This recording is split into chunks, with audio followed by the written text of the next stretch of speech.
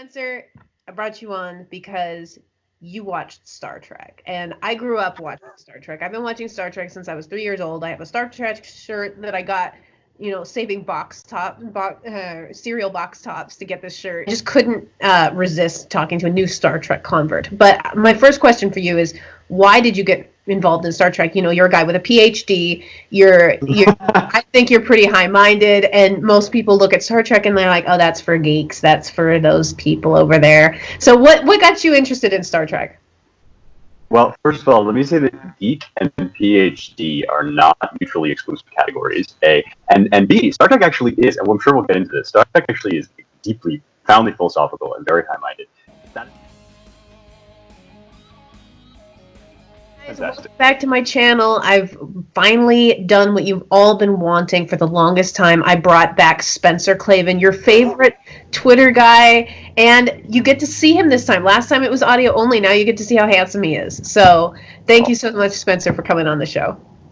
It's great to be here. I can't believe it's taken us this long to do it again, and I'm really glad, that your followers can see that I have an actual face. I'm not just a Twitter avatar, actually. I'm not a bot. I'm not a Russian spy. I exist.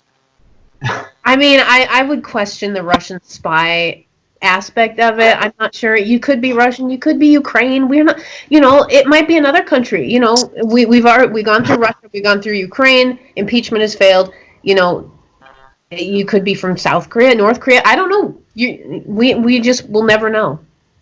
It's very dangerous to ask these sorts of questions, Kelly. It's true. Where I come from, computer videotapes you. No, I guarantee you can put me on record saying that I am not from any Slovakian or Slovenian country. I don't even know really what countries are left in Eastern Europe to take the U.S. I'm not from Iowa either, for what it's worth. Wow. Yeah. Well, we can cross that. We can cross that one off the list. So before we get started, I need to get better about saying this, but everybody needs to hit the subscribe button, turn on the notifications, and leave a comment if you like this guest. And if you don't like this guest, don't leave a comment because I don't want to read them. But if you do, nobody wants to hear about your show. Yeah, I can pretty much guarantee you're going to love this guest. This is one of my most non-controversial guests you will ever have on the show. But if you're a guest, I try so hard to be controversial, and yet to no avail. Yeah, well, you're just too likable, Spencer. I don't know what to tell you. It's the cross that you've been given to bear, and I think you bear it pretty well. Well, thank you. You can share that cross. All right, so Spencer, I brought you on because you watched Star Trek, and I grew up watching Star Trek. I've been watching Star Trek since I was 3 years old. I have a Star Trek shirt that I got, saving cereal box tops to get this shirt. So I wanted to ask, first of all, I just couldn't resist talking to a new Star Trek convert. But my first question for you is, why did you get involved in Star Trek? You're a guy with a PhD. I think you're pretty high-minded, and most people look at Star Trek and they're like, "Oh, that's for geeks. That's for those people over there." So what got you interested in Star Trek? Well, first of all, let me say that geek and PhD are not mutually exclusive categories, A. And B, Star Trek actually is, and I'm sure we'll get into this, Star Trek actually is deeply, profoundly philosophical and very high-minded. That is not why I got into it. You were right. Okay, so I had never seen any Star Trek at all. I'm a nerd. I play a lot of video games. I tried to find a Star Trek shirt to wear for this interview because I wanted to step up to your level, but obviously level. So I only found the nerdiest shirt that I could find, which is a shirt containing the cartridge of Zelda Link to the Past, which I'm currently playing on Wii U.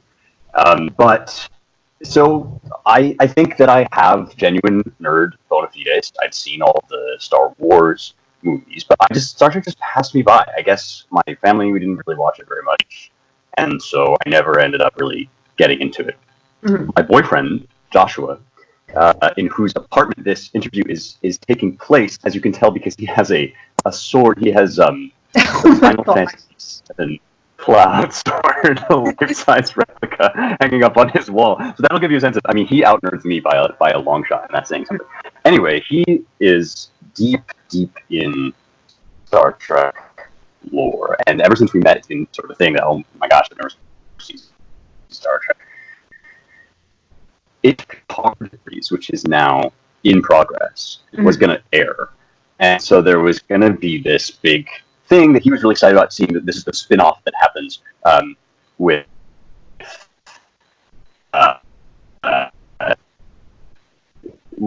Stewart from one of the spin-off.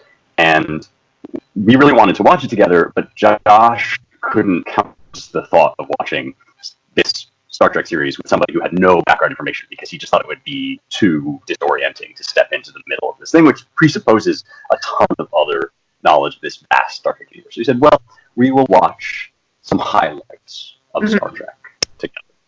And to most people, I think that would probably mean, like, I'm going to go find a list of the 10 most important Star Trek episodes, or something along those lines. To Josh, what that means is he found 6 separate internet lists of all the episodes you must watch of every season of every series of Star Trek, collated and cross-referenced those lists, and we watched every episode that got more than 4 recommendations. So I think it's fair to say the major plot lines and subplots of Star Trek Next Generation, Star Trek Discovery, Star Trek Voyager, and also most of the movies. I think I've definitely seen a lot of movies up to the J.J. Abrams reboot, and including J. Abrams. So that's how I got involved with it. So this was not a forced death march. I'm completely sold now. I'm sold on the sort of philosophical vision of the show. I'm fascinated by all the different things they're doing with it in Picard. I'm really enjoying Picard. But yeah, it was not. This is not a lifelong thing, and so your audience should forgive me for being a total noob. Like, I'm not going to have the in-depth knowledge. This is more kind of like, upon first viewing, what is Star Trek like? But I think that's fun, because that's fun to have somebody who's new to it, who did not grow up with it necessarily, who just got into it, and now all of a sudden it's like, oh yeah, this is actually really cool. And it's, I mean, I think some people take it too far, and they're like, this is like their cult, but I just love it. I mean, I love Star Trek. My favorite of the series is actually the original series, believe it or not, the really old campy one, because I love the charm, and I love the dynamic between the characters is my favorite thing. That's something that I think is lacking in a lot of modern media, is the character development that we see in those, especially in those early Star Trek series, because they didn't have the technology to hide behind. They didn't have all the extra things that we have now that take away from story and distract us. And I think that's one of the reasons why Star Trek has held up, even though, like, the technology, you look at the technology they had in the 60s, and it's just like, oh gosh, it looks so terrible, but the stories still hold up, the characters are still compelling, and I just think that's why I got into Star Trek, is even watching it sneaking peeks of it when I was 3 and 6 years old. I can still remember that, oh, Dad wouldn't want me to watch this, but I'm watching it because it's kind of cool. So I just think it's fun. I'm super excited, because when we were going to do this episode, I said, let's talk about Star Wars. And I was like, man, the topic, Star Wars is cool and all of that, but I just thought this would be a better, like, framing for Star Trek. And then I was like, oh my gosh, he's watching Star Trek. Now we can just change the whole thing. So I was going to save this for a little bit later, but why don't we just do it now? What are your, like, top episodes that you've watched so far? Okay, so this is the part where I get to show off the extensive research that I have done in preparation for this in-depth interview, because when you asked me this question on Twitter, I had to answer really quickly because I was doing something else, and I was like, oh, I don't know any of the names of the episodes, so I just retweeted. I basically retweeted it as if it were like friends, as if it were friends. It was like the one where Picard does thing and the blah. But I have looked up. I have gone into the annals of the wikis, and I have looked up what the names of all the different episodes are. My 5 favorite episodes. The first one, my top episode, and the episode I think where I really first thought, oh wow, there's just so much meat to this show. And what you're saying about the characters is absolutely true. I also love that each episode is kind of its own little thought experiment, and part of the genius of the structure, which sort of spins out this big long narrative, but using individual episodic, almost sitcom Simpsons-like treatment. So the first one where I really kind of started to grok that was The Measure of a Man, which is a Next Generation episode Mhm. with Data, who's an android. And there's always kind of, I feel like every Star Trek series has one character whose sort of role and journey is to explore the boundaries of what it means to be human. And Data is kind of a prime example of this. He's an android who longs to be a human being, but there are others. There's Odo, right, in, I guess it's in Deep Space Nine, who is kind of a weird shapeshifter being. So, Measure of a Man, there's a sort of the higher ups in the Starfleet bureaucracy decide that they want to co-opt Data, who is this android, and so they have to have a trial, like a legal kind of courtroom drama about whether Data counts as a human being and therefore is afforded human rights and gets autonomy over his own sort of decisions and whereabouts and so on. So that's a really cool episode, I think, just because it actually dramatizes a series of questions that have been bubbling under the surface for the whole series. And it's where I think Next Generation starts to find its footing as a really serious, ongoing, developing story. In the Pale Moonlight from Deep Space Nine, which is Deep Space Nine is probably my favorite Star Trek series, I think, but it's also one of the weirdest. It doesn't take place exclusively on a starship. It takes place in this kind of bastion outpost space station called Deep Space Nine.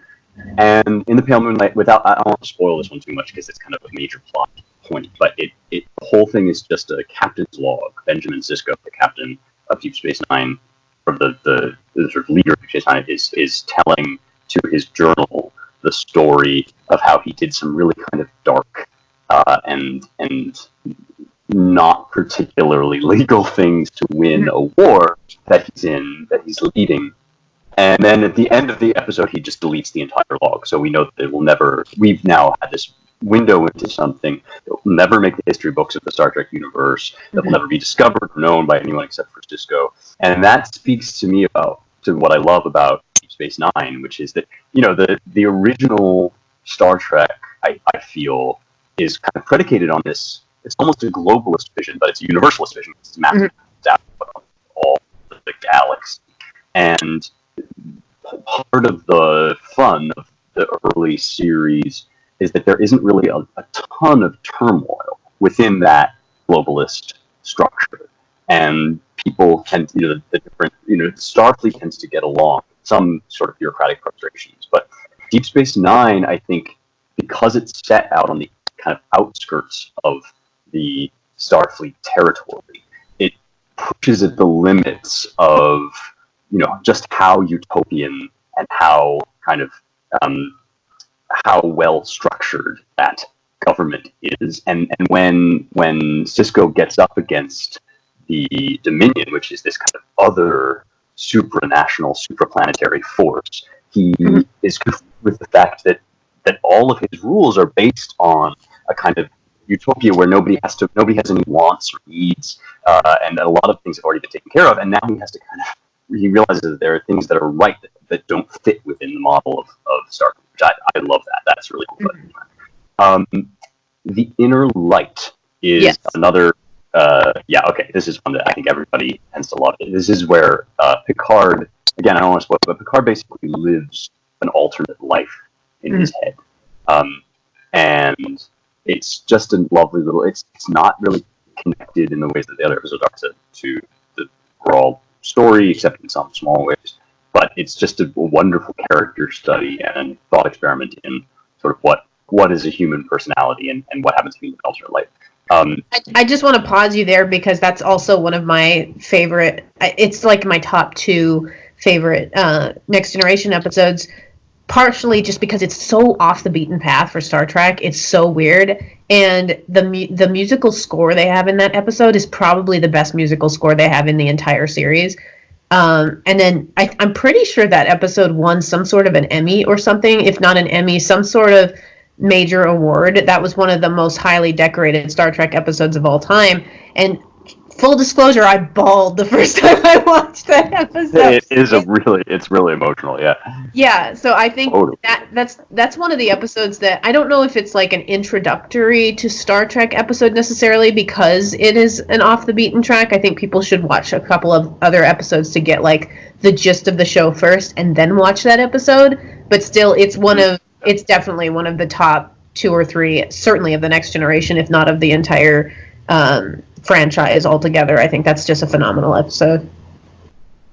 No, I absolutely agree. And you're right. I mean, there are some of these that are so good, but that would never count as kind of representative episodes. And that's, again, part of the joy of this vast universe of all these different kind of little mini stories and subplots, some of which, even if they're super valuable and maybe say a lot about the Star Trek franchise, don't actually have a lot of bearing on what happens in the kind of overall universal story. Or maybe even they're part of a timeline that gets erased because there's a lot of time travel and a lot of, sort of alternate branches in the timeline.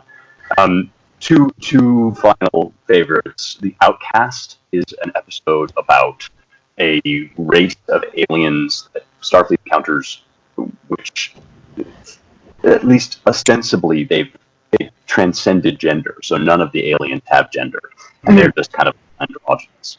And one of the characters, this is again in Next Gen, Benjamin,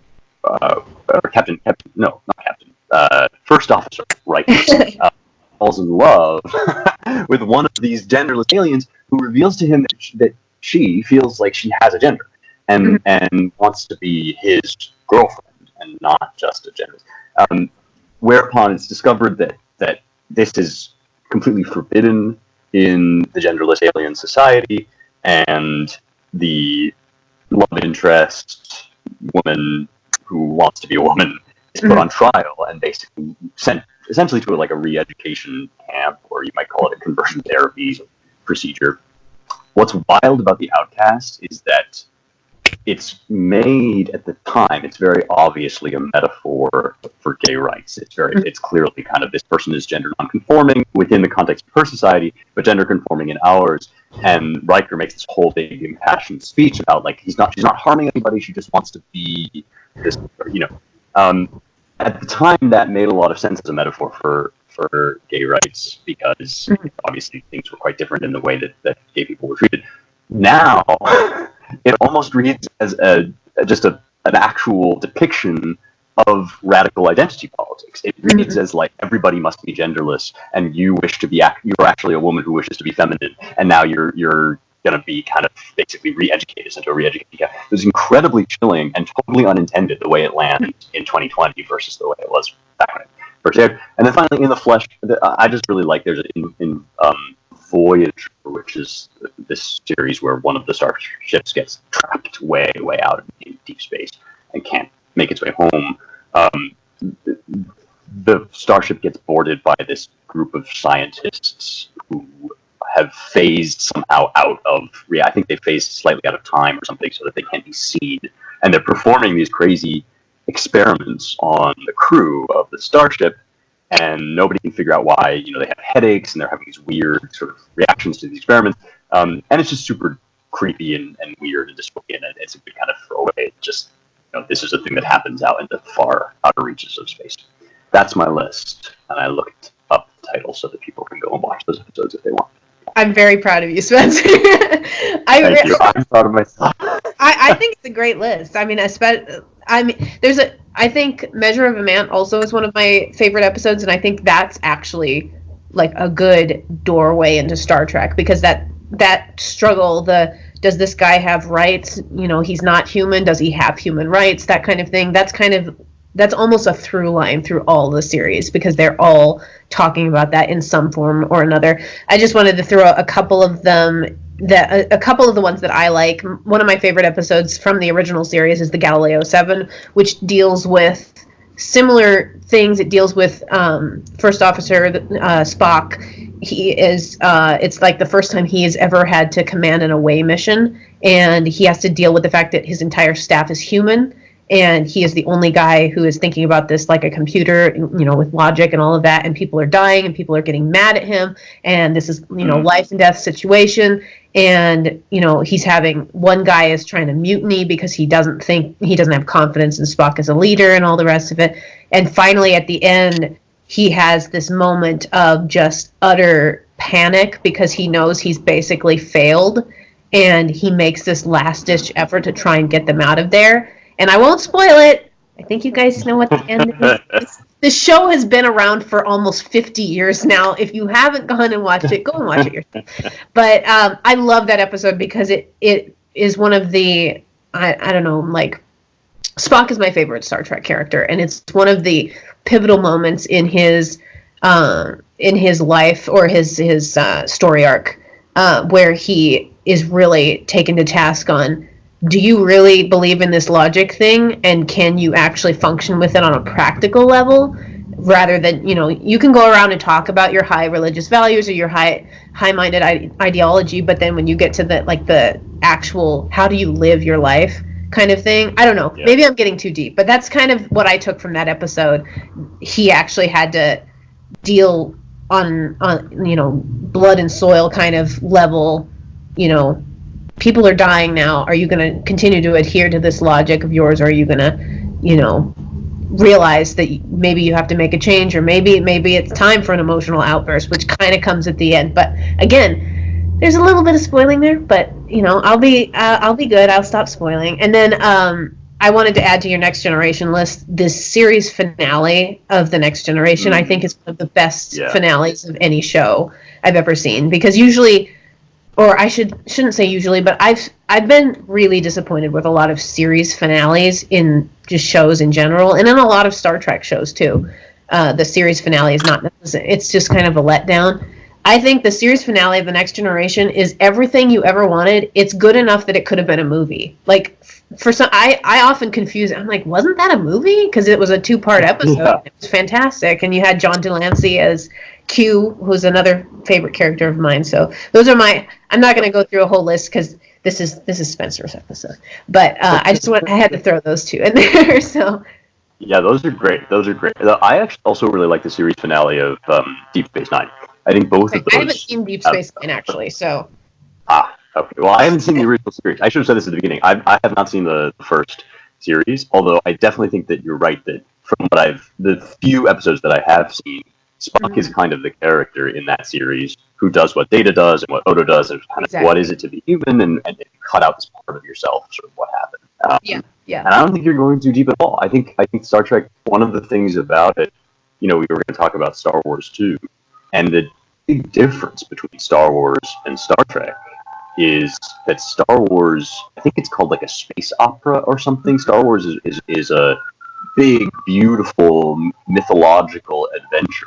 Mm-hmm. But Star Trek is hardcore sci-fi, meaning that it is interested in serious questions about bioethics and about transhumanism and just what it means to be a human being when there's actually alternative things that you can be, right? When suddenly there are, weird shapeshifter things and little tiny, like, bizarre mercenary races and all of this stuff. I don't think you possibly can go too deep with Star Trek. And it's great that it works so well as entertainment, even while it is also very interesting philosophically. Yeah. One of the other things that I find the most compelling about Star Trek is the fact that they're able to have political messaging in the shows, and sometimes extremely far left messaging in the shows. Yeah. Like there's full on socialist episodes that as a kid I didn't pick up on, and I've watched them as an adult and I've been like, oh my gosh, they were like advocating in this one. But I think that it's part of its charm is the fact that you can have messaging in it that appeals to conservatives, it appeals to the left, it appeals on a broad scale, but it's not in there to the point of, I'm just going to slap you in the face with this. Like so many TV shows nowadays are just like, we're going to take this political ideology that we don't like, and we're just going to slap them across the face as hard as we can. But with Star Trek, because it's happening to aliens, or because you've got the... everybody basically in the Federation is supposed to be in this utopia where the, rights have been wronged and all of that, and you're just looking in on these other societies where the things are happening.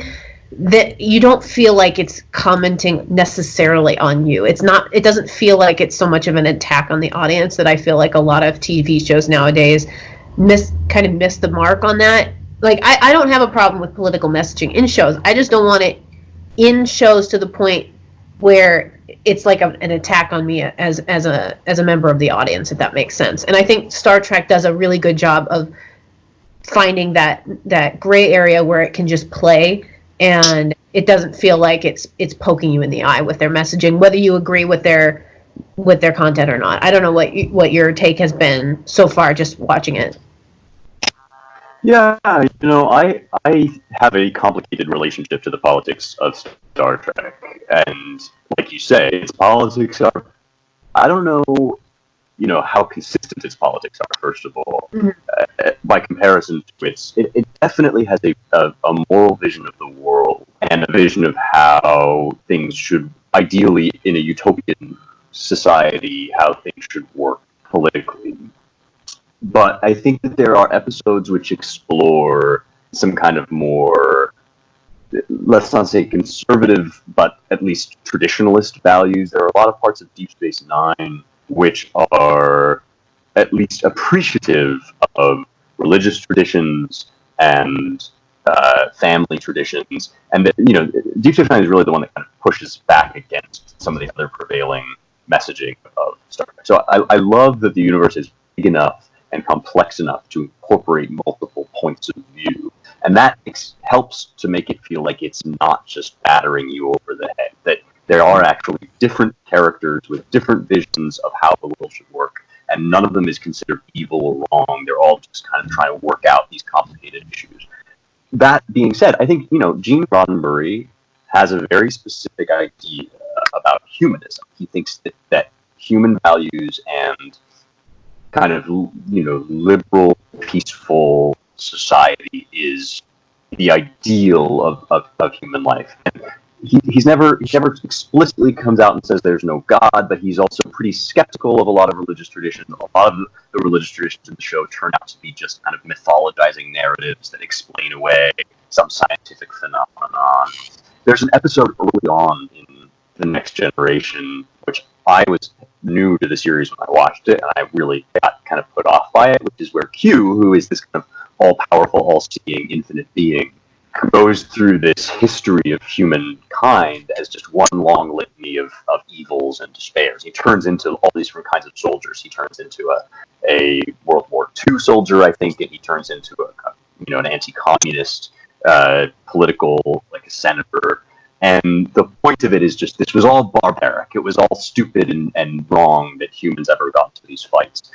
And that kind of, you look at that and you think, well, okay, except that, like, there's such a thing as good and evil, and the gulags existed, and to call, to just paint American attitudes towards the Soviet Union as pure paranoia and primitivism is to kind of absent yourself from the moral universe in a way that I don't expect from Star Trek. So anyway, I guess what I'm coming around to saying is Star Trek is complicated and has room for complication, and also comes from a time when it wasn't kind of our baseline assumption that art has to be hostile to everyone who disagrees with its creator politically. And that's kind of, I think, where I really agree with what you're saying is, we now watch movies, conservatives go to movies, and we just feel like this isn't for us. A lot of the sort of mainstream tempo movies, even if we may enjoy them artistically, are kind of designed to spread the message that, like, we are stupid and we are backwards and so on. And that's not true of Star Trek at all. I think Star Trek has a really kind of generous vision of the world, even if ultimately it tends to come down on the side that I don't particularly agree with. I did want to shout out one episode, and this is just an episode. My dad was actually watching The Next Generation last night, and I was overhearing, because you've got Geordi LaForge, who is a blind character, but he has his, obviously got his visor so he can see in a different way than other people can see. And I cannot for the life of me remember this episode. I know it's in season 5, and they go to this planet, and it's a bunch of humans that they don't quite have the technology that the Federation does, and this lady is asking him about his visor and what it's like to be blind. She comes from a society where they've eliminated all disabled people. They pre-scan whenever there's conception, and they find out, okay, this person is going to be disabled. We're just going to do away with it before it even starts to gestate. And Geordi has this fantastic line. I'm very pro-life, so I was like, oh my gosh, I'm hearing my own ideas in this show, and it's just not allowed nowadays, or it doesn't feel like I'm represented nowadays. And he has this line about, he's telling her about what it's like to be blind, and he said, but I guess if I lived in your society, I would have been snuffed out before I even had a chance to experience any of these things. And I was just like, you go, sir, you tell her. It's just nice. It's nice to feel somewhat represented, because I can feel for other people who don't feel represented in the media, because I don't feel represented in the media either. I never hear my points of view. I should say, rarely hear my points of view expressed in the, honest fashion that I would like to hear them, as I hear, people on the left and who have their ideology, thrust upon me at all times. So that's just something that I really appreciate about Star Trek, that even if they're not necessarily trying to preach a pro-life message, there's a real diversity of thought that you find within the show. Even, again, the show is not trying to push that message necessarily, but they are expressing that message and saying, hey, it's a valid point of view even if you don't agree with it, kind of thing. Yeah, I mean, it comes from a time period, I think, in which, the simple way to say this, it comes from a much less polarized time period. And even though it often comes from a liberal point of view, it's extremely humane. I, too, am very pro-life and really appreciate the way that it treats issues of euthanasia and selective abortion and so on. I mean, there's one episode which we skipped, and I've seen a lot of people in my mentions on Twitter kind of fighting over this episode. It's called Tuvix, and I believe something happens in this episode where there is a pregnancy is aborted, and so it's kind of got a black mark for that. But otherwise, I mean, there's another episode in Voyager where one of the characters is half Klingon and half human, and she had a really hard time growing up with that. Her father wasn't really able to deal with that, and so she uses this technology to predict how her baby is going to look, what it's going to be like, and discovers that her Klingon genes are going to be expressed in this baby, and she goes kind of nuts and tries to edit the genes of the kid and to basically just cut out all of her Klingonness. And that episode also ends with a very beautiful emotional scene. This was the first time I really cried in Star Trek. There's a beautiful scene between her and her husband.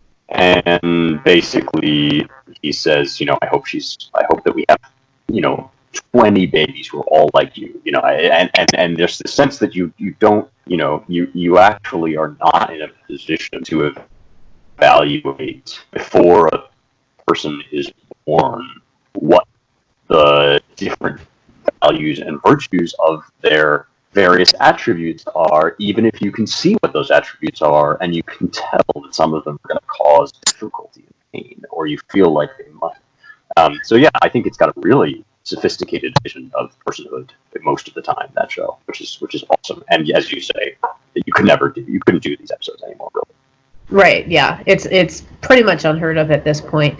I know we're starting to run out of time, but I know you wanted to talk a little bit about Star Wars. The thing about Star Wars and Star Trek is, and I've seen this has been said by countless interviews by people who have been involved, especially in Star Trek, how both of these franchises, I think, fulfill a mythological role in society. And I'm kind of parroting a little bit what I've heard from these interviews, but a lot of people have just talked about how they feel like there's kind of a lack of mythology in modern society, and so these things kind of fill that role. And so I guess my question for you is, do you agree, even at this kind of early stage in your Star Trek knowledge, do you think, and with Star Wars as well, do you think that kind of fills, I don't know, kind of an entertainment role that had previously been void and kind of filled with, I don't know, maybe a little bit more of comic book lore or that kind of thing prior to Star Wars and Star Trek? Well, I definitely think that science fiction is one of the major ways that Americans fulfill the human impulse to have communal myths together. And I think that one of the kind of complicated things about our society at the moment is that for most of American history, we had one set of stories which we believed to be true stories, but were also supernatural stories that we shared together and drew meaning from. And that set of stories is the set of stories in Scripture. I mean, we, as a society, we used to share the Gospels and most of all of the Bible as a kind of collective inheritance of narrative that was true narrative that also contained deep and profound meaning. And that is kind of lost, really, tragically and horribly. And I think one of the big questions before us is, are we going to be able to regain it? Because ultimately, I don't think we can survive without some connection to that wealth of literature and of truth. But certainly another area where we do this, where we have collective stories and collective meaning, is in comic books and science fiction. And I've thought for a long time, I don't think I'm alone in thinking this, that our superheroes are really our Greek myths, and the heroes of Greek myth bear a lot of similarity to people like Superman. And the way that we tell these stories too, right? You have one kind of core story, and then you tell like little side spin-off stories and fan fiction, and all of that stuff has really clear precedent in ancient myth. Star Wars is expressly based on the work of Joseph Campbell, who was a professor at Sarah Lawrence College and a professor of comparative literature and mythology. So he had this theory that all myths are basically one giant monomyth. I'm simplifying here, but that basically there's this hero story that gets played out in all of these different myths. And George Lucas read Campbell and was very moved by Campbell and basically modeled the first Star Wars trilogy after that kind of template of the classic. So it has this real feel of being kind of deep, chthonic, kind of earthy, this is the classic hero story. And I think that is very different, actually, from what happens in Star Trek, which is much more, I think, attempting to be much more inventive and weird and offbeat, original, to travel down all these kind of weird nooks and alleyways of, what if this happened? What if this? There are all sorts of characters who don't fit the hero mold. So I definitely think they are both part of our American mythic tradition, but I think they're part of it in a very different way. Like Star Wars is kind of like a classic hero myth, whereas Star Trek is much more a sort of fantasy thought experiment, what if science fiction kind of thing. Yeah, I would agree with that evaluation. So I know, I could seriously talk about this with you forever. We're definitely gonna have to do like a follow up when you've seen a little bit more of the show, and we can say, okay, so Spencer's journey and Spencer's Star Trek journey and his starship. Exactly. He started here now, or have his favorite episodes changed, or has your perspective changed at all? We're definitely going to have to do a second episode, but I really appreciate you coming on, Spencer. It's been just a joy to talk to you as always.